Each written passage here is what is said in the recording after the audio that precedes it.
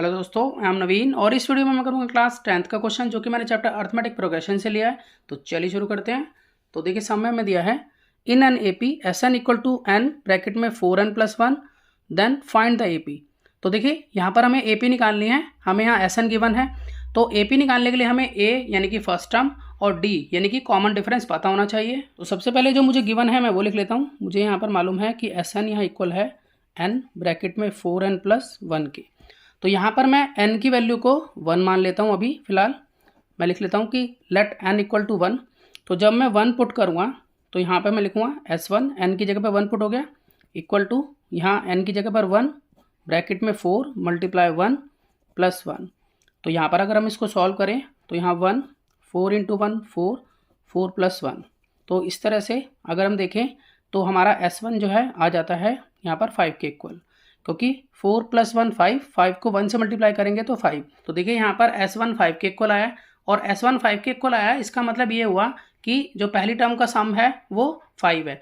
तब पहली टर्म का सम 5 है, ये कैसे हम कह सकते हैं? पहली टर्म का सम 5 है ये तो हम कह ही नहीं सकते, क्योंकि वहाँ तो एक ही टर्म होगी। ठीक है, तो एक टर्म के सम में हम थोड़ी ना बोलेंगे उसको। तो हम यहाँ ये कह सकते हैं कि यहाँ S1 जो 5 है वो हमारा A हो जाएगा। तो मैं यहाँ कह सकता हूँ कि A मेरा यहाँ पर 5 है यानी कि फर्स्ट टर्म। मैं यहाँ पर n की वैल्यू को 2 रख लेता हूँ। ठीक है, तो यहाँ पर मैं लिख लेता हूँ कि लेट n इक्वल टू 2। तो उस केस में हम इसमें दोबारा से इसको पुट करेंगे n को। तो मैं लिख लेता हूँ कि Sn मुझे गिवन है n ब्रैकेट में 4n+1 के। तो यहाँ पर अगर मैं 2 लिख लेता हूँ n को तो यहाँ पर आएगा 2, यहाँ 4 × 2 + 1। तो यहाँ पर S2 इक्वल टू 2, यहाँ 4 2 = 8 8 + 1। तो यहाँ 2 × 8 + 1 9। तो यहाँ 9 लिखेंगे तो 2 9 = 18। तो इस तरह से S2 जो है वो 18 के इक्वल आ गया। इसका मतलब ये हुआ कि पहली दो टर्म्स का सम जो है वो यहाँ 18 है।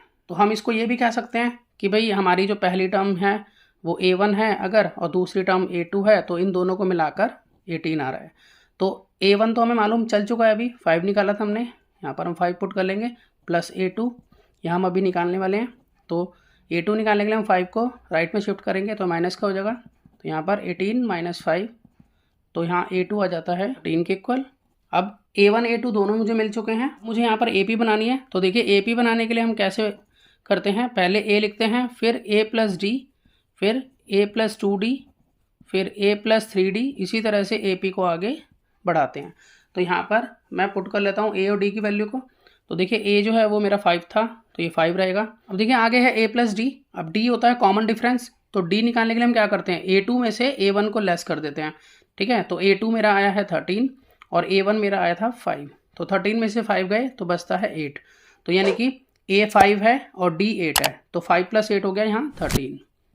आगे देखें तो यहाँ पर A + 2D है। A + 2D मतलब A मेरा 5 है, 2 × D यहाँ पर 8 है, तो 8 2 = 16 और 16 + 5 यहाँ हो गया 21। तो इस तरह से ये हो जाता है 21। अब आगे हम निकाल लेते हैं। देखिए यहाँ निकाल देता हूँ, आगे है A + 3D।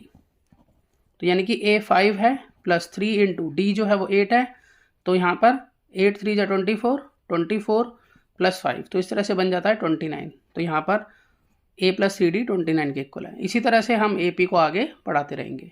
तो मैं आशा करता हूँ आपको सम समझ में आया होगा। इसी तरह के बहुत से सम्स क्लास 10th के लिए पहले से अपलोड हैं, आप उन्हें देख सकते हैं। तो मिलते हैं नेक्स्ट वीडियो में और नए सम के साथ, तब तक के लिए गुड बाय।